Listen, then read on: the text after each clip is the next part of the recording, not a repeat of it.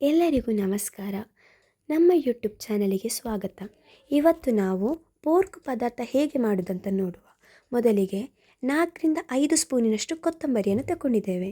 1 ಸ್ಪೂನಿನಷ್ಟು ಜೀರಿಗೆ, ಒಂದು 7-8 ಲವಂಗ, ಒಂದು 10-15ರಷ್ಟು ಕರಿಮೆಣಸು. ನೀವು ಬೇಕಾದರೆ ಕಮ್ಮಿ ಸಹ ತಗೊಳ್ಬೋದು.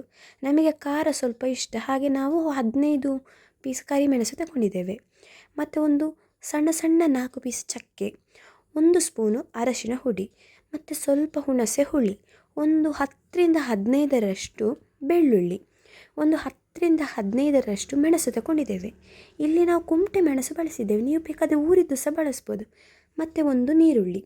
ಈಗ ನಾವು ತೆಕ್ಕೊಂಡ ಎಲ್ಲ ಮಸಾಲೆ ಪದಾರ್ಥನ ಹುರಿಲಿಕ್ಕೆ ರೆಡಿ ಮಾಡ್ತಾ ಇದ್ದೇವೆ. ನಾವಾಗ ತೆಕ್ಕೊಂಡಂತಹ ಕೊತ್ತಂಬರಿ, ಜೀರಿಗೆ, ಚಕ್ಕೆ, ಲವಂಗ, ಪೆಪ್ಪರ್ ಇದನ್ನು ಹುರಿತಾ ಇದ್ದೇವೆ. ಅಂದರೆ ನಾವಿದಕ್ಕೆ ಅಡಿಗೆ ಎಣ್ಣೆ ಯಾವುದು ಸಹ ಹಾಕೋದಿಲ್ಲ, ನಾವು ಖಾಲಿ ಗ್ಯಾಸನ್ನು ಲೋ ಫ್ಲೇಮಲ್ಲಿಟ್ಟು ಹುರಿತೇವೆ.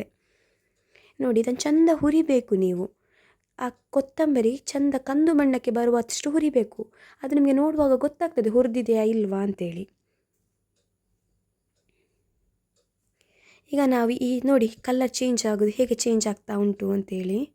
ಈಗ ನಾವು ಈ ಹುರಿದ ಪದಾರ್ಥವನ್ನು ಒಂದು ಪ್ಲೇಟಿಗೆ ಹಾಕಿಕೊಳ್ತಾ ಇದ್ದೇವೆ. ನಾವಾಗ ತೆಕ್ಕೊಂಡಂಥ ಮೆಣಸನ್ನು ಈಗ ಹುರಿಲಿಕ್ಕೆ ರೆಡಿ ಮಾಡ್ತಾ ಇದ್ದೇವೆ. ಇದಕ್ಕೆ ನಾವು 1-2 ಸ್ಪೂನಿನಷ್ಟು ತೆಂಗಿನೆಣ್ಣೆ ಬಳಸ್ತಾ ಇದ್ದೇವೆ. ತೆಂಗಿನೆಣ್ಣೆ ಹೆಲ್ತಿಗೆ ಸಹ ತುಂಬ ಒಳ್ಳೆಯದು, ಹಾಗೆ ನಾವು ತೆಂಗಿನೆಣ್ಣೆ ಯೂಸ್ ಮಾಡೋದು ಮನೆಯಲ್ಲಿ, ನಾವು ಅದನ್ನು ಬಳಸ್ತಾ ಇದ್ದೇವೆ. ಮೆಣಸನ್ನು ಚೆಂದ ಕಾಯಿಸಬೇಕು. ಈಗ ನಾವೊಂದು ಸಪ್ರೇಟಾಗಿ ಇನ್ನೊಂದು ಪ್ಲೇಟಲ್ಲಿ 4 ಈರುಳ್ಳಿ, 1 ಇಡಿ ಶುಂಠಿ, 1 ಇಡಿ ಬೆಳ್ಳುಳ್ಳಿಯನ್ನು ಕಟ್ ಮಾಡಿ ಇಟ್ಕೊಂಡಿದ್ದೇವೆ ಮಾಂಸಕ್ಕೆ ಹಾಕಲಿಕ್ಕೆ ಅಂತೇಳಿ. ಈಗ ನಾವೀಗ ಹುರಿದಂಥ ಎಲ್ಲ ಮಸಾಲೆಯನ್ನು ಮಿಕ್ಸಿ ಜಾರಿಗೆ ಹಾಕಿ ರುಬ್ಬಲಿಕ್ಕೆ ಅಂತ ರೆಡಿ ಮಾಡ್ಕೊಳ್ತಾ ಇದ್ದೇವೆ. ಇದಕ್ಕೆ ನಾವು 1 ಗ್ಲಾಸಿನಷ್ಟು ನೀರನ್ನು ಹಾಕಿಕೊಳ್ತಾ ಇದ್ದೇವೆ ರುಬ್ಬಲಿಕ್ಕೆ ಅಂತೇಳಿ.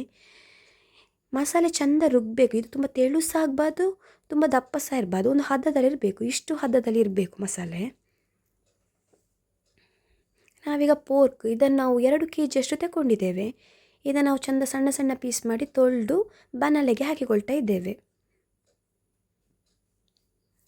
ನಾವಿದಕ್ಕೆ 1 ಸ್ಪೂನಿನಷ್ಟು ಅರಶಿನ ಹುಡಿ ಹಾಕಿಕೊಳ್ತಾ ಇದ್ದೇವೆ. ಅರಶಿನ ಹುಡಿ ಯಾಕೆ ಹೇಳೋದಂತ ಹೇಳಿದರೆ, ಇದು ಸ್ಮೆಲ್ ಬರಬಾರ್ದಲ್ಲ, ಅದು ಮಾಂಸದ ನಾರು ಸ್ಮೆಲ್ ಬರಬಾರ್ದು ಅಂತ ಇಟ್ಕೊಳ್ದು. ಇದನ್ನು ನಾವು ಗ್ಯಾಸಲ್ಲಿ ಬೇಯಿಸ್ಲಿಕ್ಕೆ ಇಟ್ಟಿದ್ದೇವೆ. ಅದು ಬೆಂದ ನಂತರ ನಾವಾಗ ಕಟ್ ಮಾಡಿದಂತಹ ನೀರುಳ್ಳಿ, ಬೆಳ್ಳುಳ್ಳಿ, ಶುಂಠಿ ಇದನ್ನು ಹಾಕಿ ಬೇಯಿಸ್ಲಿಕ್ಕೆ ಇಡ್ತಾ ಇದ್ದೇವೆ. ನೋಡಿ, ಇದು ಬೆಂದಿದೆ. ಈಗ ಇದಕ್ಕೆ ನಾವು ಆಗ ರುಬ್ಬಿಟ್ಟಂತಹ ಮಸಾಲೆಯನ್ನು ಹಾಕ್ತಿದ್ದೇವೆ. ಮತ್ತು ಇದಕ್ಕೀಗ ಸ್ವಲ್ಪ ರುಚಿಗೆ ತಕ್ಕಷ್ಟು ಉಪ್ಪು ಸಹ ಹಾಕಿ ಚೆಂದ ಮಿಕ್ಸ್ ಮಾಡಿ ಒಂದು ಕುದಿ ಬರುವ ತನಕ ಮುಚ್ಚಳ ಮುಚ್ಚಿ ಇಡಿ. ಚೆಂದ ಮಿಕ್ಸ್ ಮಾಡಿ ಇಡಿ ಮಾತ್ರ ಮಸಾಲೆಯನ್ನು.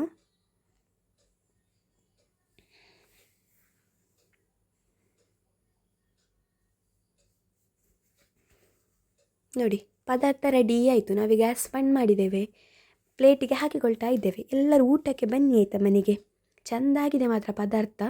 ಬನ್ನಿ ಬನ್ನಿ ಎಲ್ಲರೂ.